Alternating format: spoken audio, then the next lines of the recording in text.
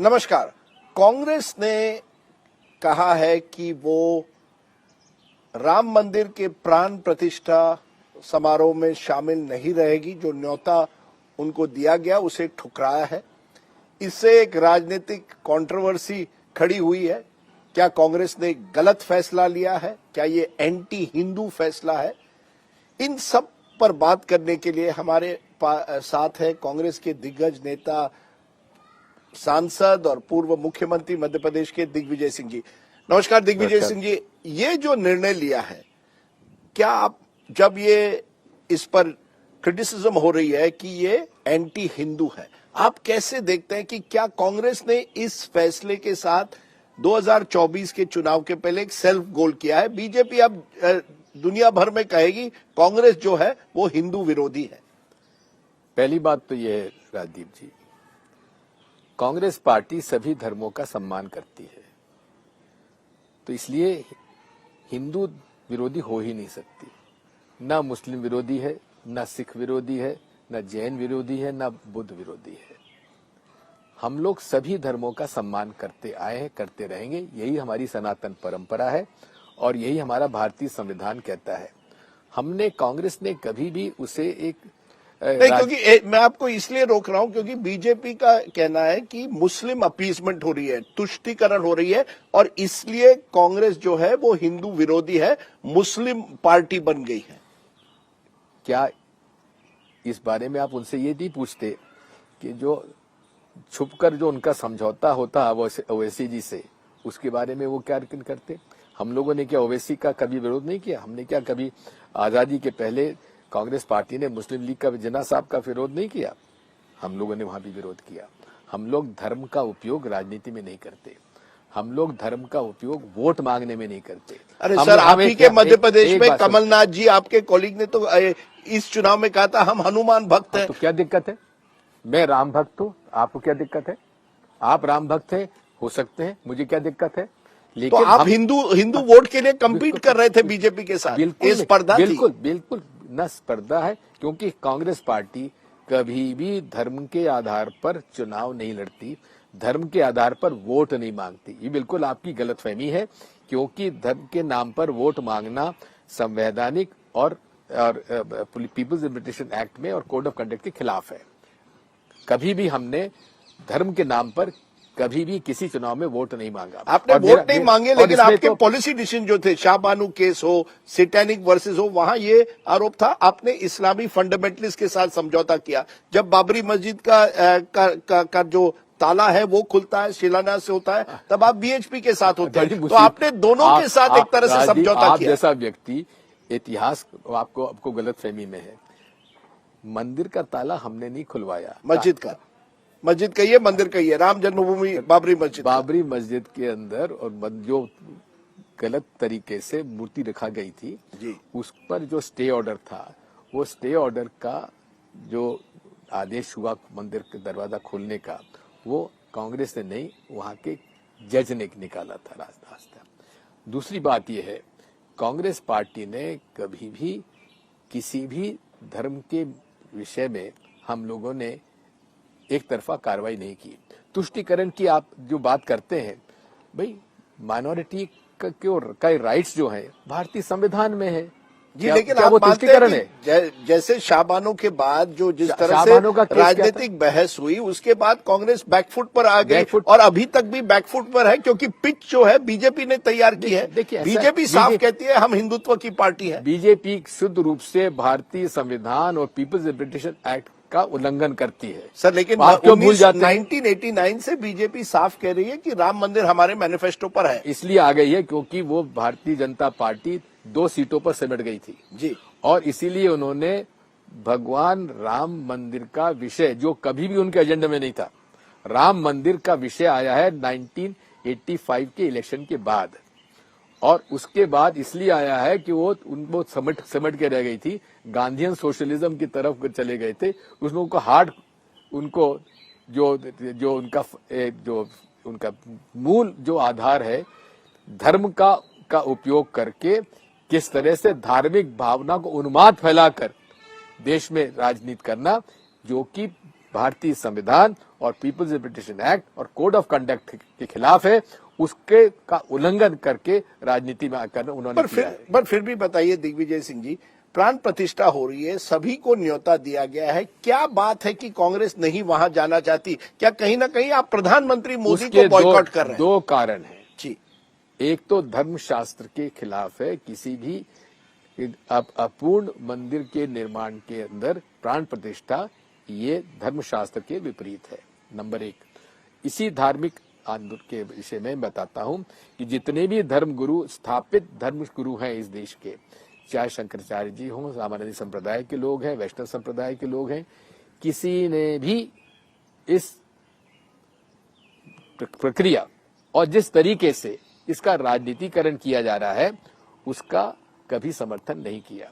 जिस तरह से निर्मोही अखाड़ा जो कि सदियों से वहां सेवा करता आया है, उसको हटाकर अपने चुनिंदे विश्व हिंदू परिषद के प्रचारकों को बिठाने का वहां बिठाया।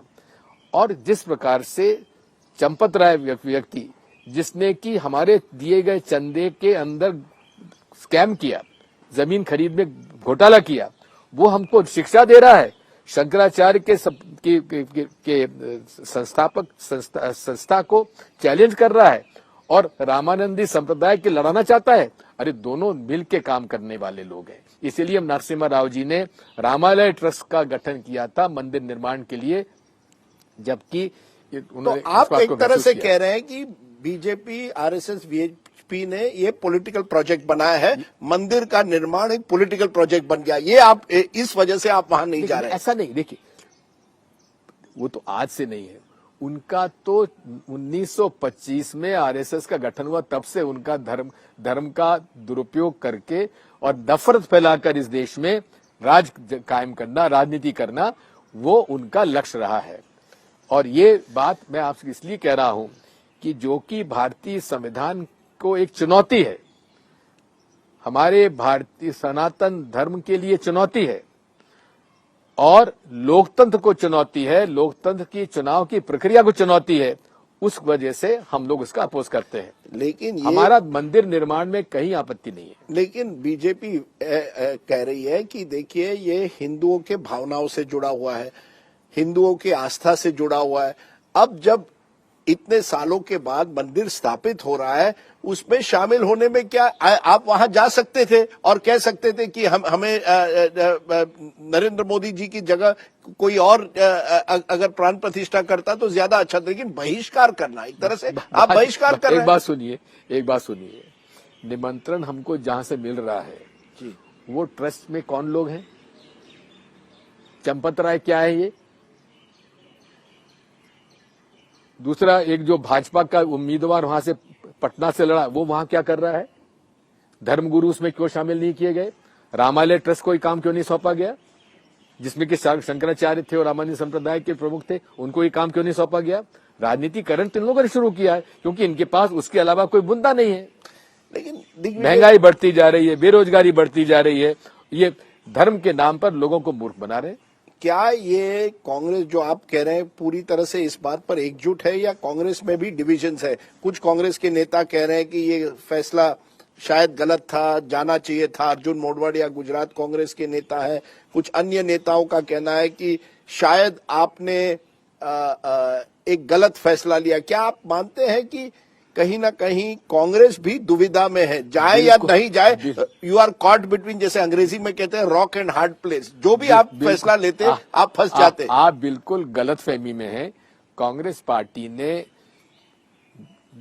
पूरे सोच समझ के निर्णय लिया है। नंबर एक, सारे धर्मशास्त्रों के विपरीत ये प्राण प्रतिष्ठा हो रही है, नंबर एक, जिसमें कि सारे शंकराचार्य उन्होंने मना कर दिया आने के लिए। रामानंदी संप्रदाय ने इसको अपने आप से अलग रखा है। जो स्थापित परंपराएं थी उनको तोड़ा जा रहा है, हमको उस पर आपत्ति है। तो एक आपत्ति तो थी जिस तरह से धर्मशास्त्र का इन्होंने विरोध किया है, उसका पालन नहीं किया, वो। दूसरा पॉलिटिकल है, हमारे इंडिया अलायंस के सारे पार्टनर्स, शिवसेना तक, जिन्होंने जो क्लेम करते हैं कि मस्जिद हमने गिराई, जिनके लोग शहीद हुए, आज जो उस राम मंदिर आंदोलन में जो शहीद हुए वो कहां है? चंपत राय तो सर्वे सर्वा हो गए, जिन्होंने कि हमारे चंदे का पैसे में लैंड स्कैम किया, वो सर्वे सर्वा हो गए। उनका क्या लेना देना राम मंदिर से? बात वही है, ये धार्मिक परंपराओं पर वार है और धार्मिक परंपराओं, सनातनी परंपराओं के साथ खिलवाड़ किया जा रहा है भाजपा द्वारा, जो कि पूरे नियम और शास्त्रों के विपरीत काम किया जा रहा है, नंबर 2। और दूसरी बात यही है कि जब सभी इंडिया अलायंस पार्टनर्स ने इस बात की आपत्ति की है, कांग्रेस को इस मामले में हम लोगों ने सोच समझकर ये निर्णय लिया है और एक मत से लिया गया है। कहीं ना कहीं लेकिन क्या डर है कि बीजेपी इस मुद्दे को पूरी तरह से अब भुनाएगी और उनको इस 2024 चुनाव में राम मंदिर के नाम पर वोट मिलेंगे? आपके हिंदी हार्टलैंड में, उत्तर भारत में हमने कई सालों से देखा है कि बीजेपी को इस मुद्दे से यश मिला है। आप भूल जाते हैं कि जब बाबरी मस्जिद गिरी थी तब चुनाव में मध्य प्रदेश में, हिमाचल में सरकार हमारी बनी थी। वो 93 की बात है। अब तो 2023 में नरेंद्र मोदी जी है। तब तो और पीक पे थी बात। लेकिन अब नरेंद्र मोदी जी है, उनका कहना है उन्होंने राजनीति बदल दी है। नरेंद्र मोदी के पास तो एक हथियार है, इसका उल्लेख मैं यहाँ नहीं करूंगा, जिसकी वजह से आज उनको बहुमत जो मिल रहा है, जिनके पास जिस प्रकार का वोट स्विंग उनके पास हो रहा है, उसका मैं बाद में आपसे करूंगा जिस दिन आपको फुर्सत नहीं। वो तो आप अपने ट्वीट्स में कह रहे हैं कि ईवीएम की बात कर रहे हैं। मैं आपको सिर्फ इस बात को कह रहा हूं, राम मंदिर से हमको कहीं ऐतराज नहीं है, हम सब राम भक्त हैं। उसका निर्माण पूरा हो जाए, हम खुद जाएंगे मिलने के लिए, हम दर्शन करने के। आप जाएंगे? दर्शन नहीं जाएंगे, आज से नहीं जा रहे। अयोध्या में कई बार गया हूं, कनक मंदिर हमारे भगवान राम का मंदिर का निर्माण ओरछा के महाराजा ने कराया था। आज ये बात मानी जाती है कि ओरछा के राम दरबार में वहां दिन भर वहां विराजते हैं भगवान राम और रात को अयोध्या आते हैं। ये परंपरा चली आ रही है आज से कम 200-300 साल से। तो हम तो राम भक्त थे, हैं और रहेंगे। और मैंने हनुमानगढ़ी भी में गया हूं और उस समय जब जो रामलला जहां विराजमान थे, बाबरी मस्जिद टूटने के पहले, तब भी मैं वहां गया हूं। मैंने सीता रसोई भी देखी है और मैं कनक मंदिर के दर्शन भी मैंने किए हैं और राम मंदिर भव्य बन रहा है, बड़ी अच्छी बात है। लेकिन जिस प्रकार से उसका राजनीतिक दुरुपयोग किया जा रहा है, हम उसके खिलाफ हैं। और जिस प्रकार से शास्त्रों को तोड़ मरोड़ कर उसका राजनीतिक उपयोग किया जा रहा है, धर्मशास्त्र का विरोध किया जा रहा है, अवमानना की जा रही है, हम उसके विरोध में हैं। दिग्विजय सिंह जी, आपने हमसे बात की, बहुत बहुत शुक्रिया। Thank you. धन्यवाद।